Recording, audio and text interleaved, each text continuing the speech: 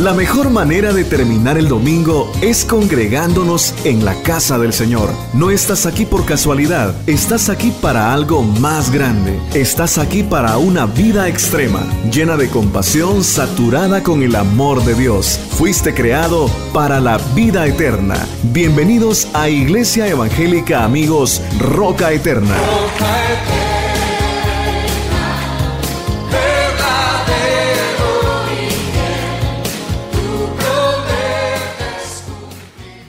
Queremos darle gracias a Dios esta mañana por todo lo bueno y maravilloso que Él es para nosotros. Cuando iniciábamos este mes con el estudio acerca de Jesús como Señor de nuestras vidas o el Señor de nuestras vidas, recalcábamos una de las situaciones que por regla general todas las fiestas que el mundo realiza, de alguna manera nos vemos nosotros también inmiscuidos en esas mismas fiestas y terminamos siendo partícipes también de la fiesta que de alguna manera sí traen bastante influencia negativa a las vidas del cristiano. Y nos referimos precisamente a lo que nos va a vender la publicidad o nos está vendiendo ya la publicidad con estas fechas últimas del mes y principios del otro, sobre todo aquello que tiene que ver con lo oscuro, con el paganismo, con los espíritus de los muertos, y empiezan a hablar toda esa basura, diría yo, que de alguna manera inconscientemente puede arrastrarnos a nosotros como cristianos a lo mismo. El día de las brujas, el día de Halloween, que algunos padres inconscientemente también disfrazan a sus hijos de brujitas, dicen ellos, ¿verdad? O de algún ente espiritual que no está en concordancia con la palabra. Tengamos cuidado de caer con eso, porque uno de los grandes problemas es esa quizás mezcolanza que el mundo ha querido vender a la iglesia. Como muchos han dicho, la iglesia ha querido ganar al mundo de tal manera que el mundo ganó a la iglesia. Si usted ve algunas llamadas o denominadas iglesias, están hoy también ya promocionando este tipo de fiesta, solo que en vez de disfrazarlos de esos brujos o otros personajes esotéricos allí, los están disfrazando de personajes bíblicos. Se puede imaginar hasta dónde hemos llegado imitando al mundo. Pero por ello pensábamos en este tema que tiene que ver con Jesús, el Señor de nuestras vidas. Él nos manda, Él nos guía, Él nos dice qué hacer y cómo hacerlo. Aprendíamos el domingo pasado sobre las dos formas que entendemos a Jesús como Señor. Una, que Él es Dios, y dos, que Él manda en nuestra vida. Ya no somos nosotros. Como decía el apóstol Pablo en Gálatas capítulo 2 versículo 20, dice: con Cristo estoy juntamente crucificado, y ya no vivo yo, mas Cristo vive en mí. Hoy quiero invitarles que busquen allí un texto en la palabra de Dios que se encuentra en Efesios capítulo 4. Efesios capítulo 4. Vamos a darle lectura a este pasaje de la palabra de Dios. Queremos saludar a los hermanos que nos están mirando en diferentes lugares. Saludos a nuestro hermano Osvaldo y hermana Alba allá en Canadá, como también a nuestra familia que nos está mirando allá en Teculután, y también tenemos a hermana Julita que nos está mirando por aquí también en la colonia. Por cuestiones de salud no han podido asistir a la iglesia, pero estamos orando por ellos. Quiero invitarles a ponerse de pies para darle lectura a estos versículos de Efesios capítulo 4. Vamos a leer del versículo 1 en adelante. La palabra de Dios dice allí en Efesios capítulo 4 del 1 en adelante: yo pues, dice el apóstol Pablo, preso en el Señor, os ruego que andéis como es digno de la vocación con que fuisteis llamados. Está hablando a los cristianos, que caminen con un buen testimonio, con toda humildad. Les dice de qué manera: mansedumbre, humildad y mansedumbre. Y luego dice: soportándoos con paciencia los unos a los otros en amor, solícitos en guardar la unidad del Espíritu en el vínculo de la paz. Y luego dice el 4, un cuerpo y un espíritu, como fuisteis también llamados en una misma esperanza de vuestra vocación. Luego dice, un Señor, una fe, un bautismo, un Dios y Padre de todos, el cual es sobre todos y por todos y en todos. Padre, gracias te damos en esta mañana por la oportunidad que nos brinda de poder acercarnos a ti a través de tu palabra. Enséñanos lo que quieres hablar a nuestras vidas. Oramos en el nombre de Jesús. Amén. Amén. Pueden sentarse, amados hermanos. El texto que acabamos de leer es un texto que el apóstol Pablo escribe a la iglesia en Éfeso. La iglesia en Éfeso era una iglesia recién convertida al cristianismo. Había un sinnúmero de judaísmo allí que quería meterse y quería poner algunos ritos a la iglesia para poder creer que era la manera de obtener la salvación. Si usted se da cuenta, en el capítulo 2, versículo 8, el apóstol Pablo remata fuertemente la salvación por gracia, porque por gracia sois salvos por medio de la fe. Y esto no es de vosotros, pues es don de Dios, no por obras, para que nadie se gloríe. Salvación por gracia. Esto nos ha movido a nosotros a pensar en que podemos hacer algo para ser salvos. Y lo único que podemos hacer es rendir nuestra vida al Señor. Y la salvación obtenerla por creer en Jesucristo como nuestro Salvador. Pero allí viene lo tremendo. Cuando nosotros recibimos a Jesucristo como nuestro Salvador, también estamos recibiendo el paquete completo. Y Él es nuestro Señor. Como dicen por allá, el que paga, manda. Oiga bien, el que paga, manda. Y aquí Jesús en la cruz pagó el precio de nuestros pecados. Por lo tanto, Él se ha ganado el título de Señor. Dice Filipenses capítulo 2 versículo 10, y Dios le dio un nombre que es sobre todo nombre, para que en el nombre de Jesús se doble toda rodilla de los que están en el cielo, de los que están en la tierra y debajo de la tierra, y todos confiesen que Jesús es el Señor. Él se ganó a pulso eso. Por ello, si nosotros queremos que Jesús sea nuestro Salvador, también tiene que ser nuestro Señor. Y esto significa que debemos obedecerlo. Cristo es nuestro Señor. No podemos solo decirle a Jesús que es nuestro Señor, sino debemos demostrarle con hechos que Él gobierna mi vida. Cuando Jesús es nuestro Señor, nosotros nos sometemos a su señorío y obedecemos a sus mandatos. Estudiábamos el domingo pasado, ¿por qué me llamáis Señor, Señor, y no hacéis lo que yo os mando? Es mentira. Si usted quiere llamar a Jesús Señor, pero no hace lo que Él le manda, eso no es cierto. Jesús no es su Señor. Y oiga lo que dice Mateo capítulo 7 versículo 21. Y en aquel día me dirán, Señor, Señor, y no en tu nombre hicimos milagros, en tu nombre sanamos enfermos, en tu nombre echamos fuera demonios. Y yo os diré, apartaos de mí, hacedores de maldad, no os conozco. Porque no todo el que me dice Señor, Señor entrará en el reino de los cielos, sino el que hace la voluntad de mi Padre que está en los cielos.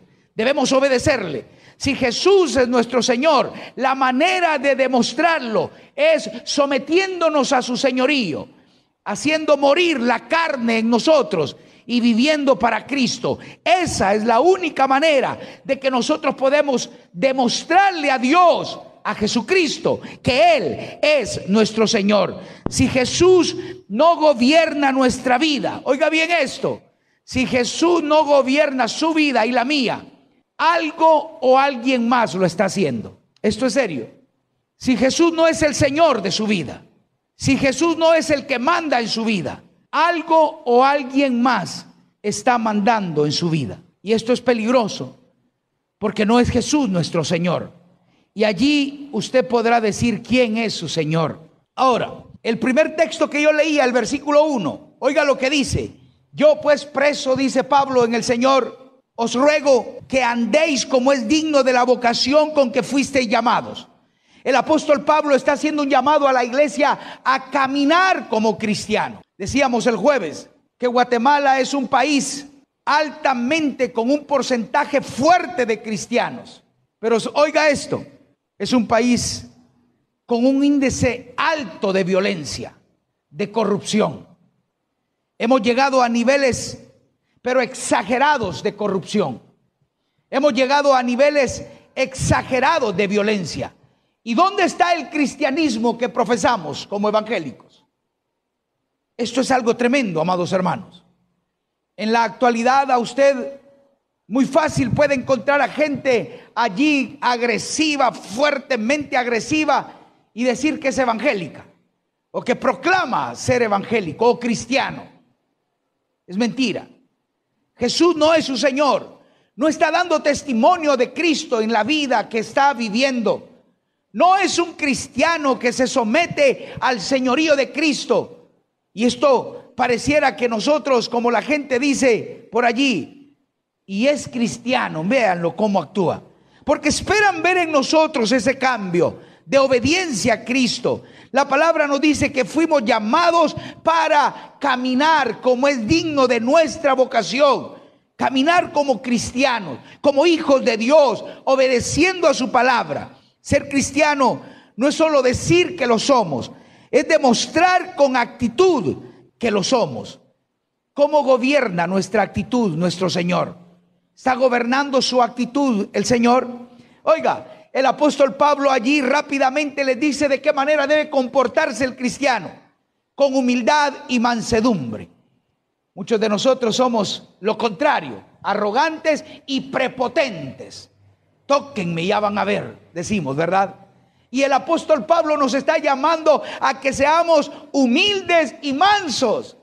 Algunos dicen, el Señor nos mandó a ser mansos, pero no mensos, dicen, ¿verdad? No hay ninguna base bíblica para que diga eso. Nos mandó a vivir en mansedumbre, a ser mansos, dice la palabra. Y a veces no actuamos de esa manera. Estamos quizás prepotentes. Y si nos hacen algo, yo salgo con otra cosa más. Y si me dicen a mí algo, pues yo voy a responderles de otra manera. ¿Sabe lo que dice humildad en el diccionario? La humildad dice que está relacionada con la aceptación de nuestros defectos, debilidades y limitaciones. Eso es la humildad. Y cuando nosotros reconocemos la humildad, entendemos, amados hermanos, que nos falta mucho a nosotros para ser humildes. Para vivir bajo el concepto de humildad, tendríamos que tener mucho cuidado, incluso hasta lo que hablamos, lo que decimos. Y entre menos hablemos, creo que menos ofendemos. Entre menos pláticas saquemos nosotros, porque en muchas palabras como que hay ahí ofensa. Pero la palabra nos dice que debemos caminar como es digno de la vocación con que fuimos llamados. ¿Cómo? Con humildad y con mansedumbre. Esto es adaptarnos al señorío de Cristo. Hermanos, algunas veces pensamos nosotros que deberíamos incluso alegar nuestros derechos. En unas ocasiones yo le he dicho a Rosita, cuando tiene que ir a huelguear, le digo, ¿y a vos quién te ha dicho que tenés derechos? Los derechos te los quitó Cristo. Ahora Cristo es al que tenés que representar vos. Dirán, ¿está en contra de las huelgas? Sí. No estoy a favor de esas buchinches del que la gente reclamo mis derechos. Los derechos de nosotros ya los tiene Cristo, hermano. Y así deberíamos actuar. Y pensará usted, ¿por qué, hermano? No tengo derecho yo, pues esos derechos quedaron allá en la cruz clavados. Entonces la gente me va a agarrar de tonto. Así agarraron a Cristo. ¿No cree usted que lo colgaron sin ningún juicio justo a Cristo? Porque tenía que morir por nosotros. Bueno, pero no abrió su boca, dice la palabra. ¿Cuál fue la actitud de Cristo ante esto? Pues caminó manso y humilde, dice la palabra. Y si nosotros tenemos a Cristo en nuestro corazón, pues deberíamos actuar de la misma manera. Muchas veces quedarnos callados será lo mejor. Agachar la cabeza y creer que ellos nos ganaron, pues será lo mejor. Porque por nosotros pelea Cristo, amados hermanos. Amén, ¿sí o no? Así es, Cristo pelea por nosotros y vosotros estaréis tranquilos, dice la palabra. Esto es importante que lo podamos captar, hermanos, porque eso es vivir como cristiano. Eso es vivir de acuerdo a la vocación con que fuimos llamados, con humildad y con mansedumbre. Esto, la palabra nos está llamando a que lo hagamos. Y oiga cómo dice: con paciencia, soportándonos con paciencia. Hay más todavía. Amados hermanos, si ustedes supieran lo difícil que es vivir la vida cristiana de acuerdo a como la Biblia nos manda, pero si queremos que nuestro señorío sea el que mande, que nosotros somos los que mandamos, ahí vamos a tener muchos problemas. Pero cuando dejamos que Cristo sea nuestro Señor, yo viví y crecí viendo a un hombre manso. Era mi padre. Algunos lo verán y es muy efusivo, igual que su servidor acá. Pero mi papá era muy manso. Y yo recuerdo muchas veces, después de venir de la iglesia, caminando por 3 kilómetros a veces, mi mamá llegaba, no sé peleando por qué, pero yo miraba cómo mi mamá le metía la mano a mi papá y le pegaba aquellos aruñones, y mi papá solo hacía así. ¿Cómo es de manso mi papá?, decía yo, ¿verdad? Nunca vi que le levantara la mano para golpearla, nunca, nunca. Mi mamá es muy noble también, ¿verdad? Pero saber qué tanto le hacía a mi papá, que se molestaba tanto. Y mi papá podía castigarnos a nosotros y llegaba alguien y usted no notaba que mi papá acababa de pegarnos una cinchaseada. Tan tranquilo, no se molestaba por nada. Y yo decía, ¿y por qué este viejito no se molesta, pues? Hermanos, eso es lo que nosotros tenemos que andar pensando. La Biblia dice que no había hombre tan manso como Moisés, fíjense. Así habla la Biblia. Hombre tan manso como... Y fue y mató a un egipcio. Y fue, hizo cosas que parecían que eran fuertes. Pero, hermano, la mansedumbre no significa que usted tiene que ser menso. No. La mansedumbre significa que usted va a saber callarse cuando tiene que callarse.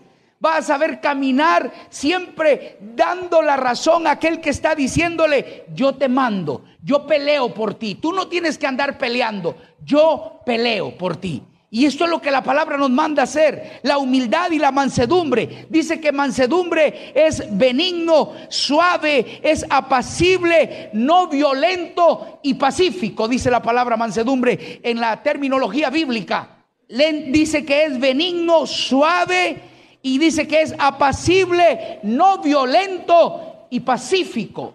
Entraremos en las características de una persona con mansedumbre, hermanos. Algunos dicen: no me toquen porque se van a dar cuenta cómo es mi apellido.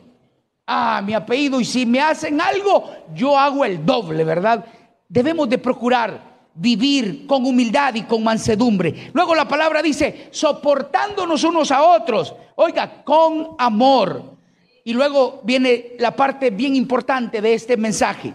El versículo 3, 4 y 5 nos habla sobre la unidad de todo. Y me gusta esto porque dice: solícitos en guardar la unidad del Espíritu en el vínculo de la paz. No peleando, siempre con la idea de guardar la paz, pero debemos mantenernos firmes en lo que hemos creído. Solícitos en guardar la unidad del Espíritu, un cuerpo y un espíritu, una iglesia, un espíritu, como fuisteis también llamados en una misma esperanza de vuestra vocación. No hay dos formas de salvarse. No hay dos iglesias en las que usted va a recibir la salvación. Y cuando me refiero a iglesia, no me refiero a un título, a una denominación, sino a la iglesia de Cristo, amados hermanos. A esa iglesia invisible, que no tiene un título, sino a la institución que Jesús dejó como el único ente para salvarse a la humanidad. No la única iglesia como algunos creen por allí que es tal iglesia. No, dice la palabra que una misma forma de salvación tenemos todos. Eso es lo que está diciendo el texto. Un cuerpo y un espíritu, como fuisteis también llamados en una misma esperanza de vuestra vocación. No hay otra forma de salvación si no es a través de Jesucristo. En síntesis de eso, lo que acabo de leerle. Y por último termina diciendo acá, yo le ponía como subtítulo a esto: la exclusividad del evangelio. Porque si usted se da cuenta, en el versículo 3 empieza diciendo: en guardar la unidad del Espíritu, y empieza a decir un cuerpo, no hay otro, un espíritu. Cuando se refiere a un cuerpo, una iglesia, un espíritu, el Espíritu Santo, no hay otro espíritu. Como fuisteis también llamados en una misma esperanza de vuestra vocación. un Señor. Oiga bien, no hay dos señores.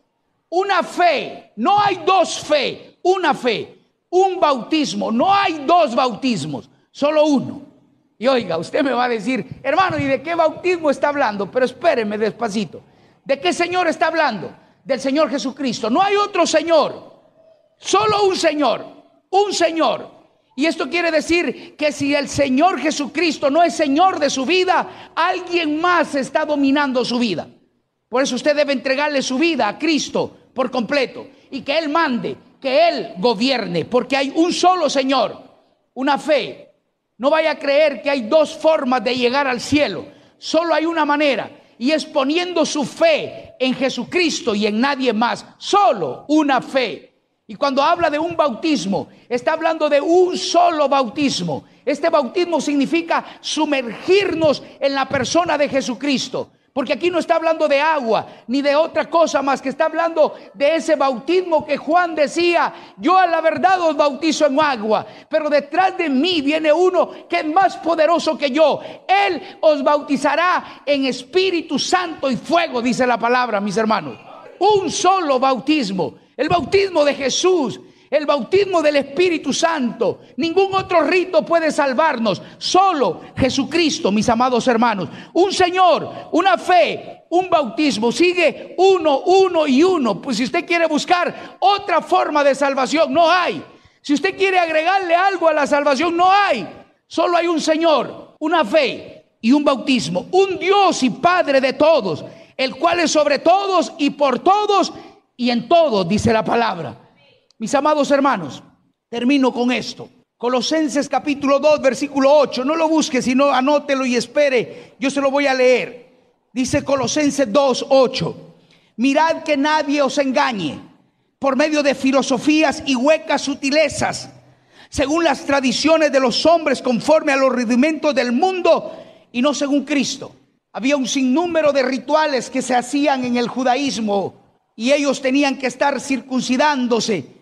Tenían que guardar esto, tenían que guardar lo otro, y si no haces esto, pues no te vas a salvar. Y el apóstol Pablo le dice a los hermanos acá de Colosa, dice: mirad que nadie os engañe por medio de filosofías y huecas sutilezas. Como quien dice, van a tener argumentos ahí que sin sentido, sin peso, según las tradiciones de los hombres y conforme a los rudimentos del mundo y no según Cristo. Y luego el versículo 9, porque en Él, ¿en quién? En Cristo, habita corporalmente toda la plenitud de la deidad. Creéis en Dios, creed también en mí, dijo Cristo. Usted, si tiene a Cristo, lo tiene todo. No necesita nada más, solo necesita a Cristo, porque en Él habita corporalmente toda la plenitud de la deidad. Y oiga lo que dice el 10, y vosotros estáis completos en Él, que es la cabeza de todo principado y potestad. Y termino, en Él también fuisteis circuncidados, con circuncisión no hecha a mano, al echar de vosotros el cuerpo pecaminoso carnal en la circuncisión de Cristo. Ya no era una circuncisión material, sino una circuncisión espiritual del corazón. Sacar todo lo carnal que puede existir en nosotros. Y luego el versículo 12 dice de Colosenses 2, sepultados con Él en el bautismo en el cual fuisteis también resucitados con Él. Y luego dice, mediante la fe en el poder de Dios que le levantó de los muertos. Amados hermanos, no tenemos otra alternativa que entregarle nuestra vida a Cristo. Pero no solo del diente al labio, sino con nuestros hechos, con nuestra vida, viviendo para Él, viviendo gobernados por Él. Y si Jesús es mi Señor, nadie más va a mandar en mi vida que Jesús. Entreguémosle todo nuestro ser al Señor. Llevemos nuestra vida al sometimiento del señorío de Cristo. Y que cada día podamos cambiar actitudes que no son agradables a Dios. Y digámosle, Señor, tú dices y yo obedezco. Tú mandas y yo obedezco. Porque quiero ser tu siervo y que tú seas mi Señor y mi Salvador. La iglesia se pone de pies y oramos. Padre, esta tarde te damos gracias por tu amor y misericordia para nosotros. Hemos entendido que no hay otro Señor Hemos entendido que no hay otra fe. Hemos entendido que no hay otro bautismo que sumergirnos en ti cada día, Señor. Que tú gobiernes nuestra vida. Padre, hoy queremos agradecerte por la Iglesia Evangélica Amigos Roca Eterna, porque tú sigues hablando a tu iglesia, a tiempo y fuera de tiempo, sigues hablándonos, Señor. Ponemos en tus manos este mensaje que ha sido predicado y que tú lo lleves al corazón de cada uno, Señor. Oramos confiando y creyendo que tú tienes el control de nuestras vidas. Oramos en el nombre de Jesús, Padre eterno, tu Hijo amado, nuestro Salvador. Oramos en el nombre de Jesús. Amén y amén. Padre Celestial, me acerco a ti, me arrepiento y te pido perdón por todos mis pecados. Creo que Jesucristo es tu Hijo unigénito, quien murió en la cruz y derramó su sangre por mí. Te pido que me limpies de toda mi maldad y que inscribas mi nombre en el libro de la vida. Gracias por darme vida nueva. En el nombre de Jesús. Amén.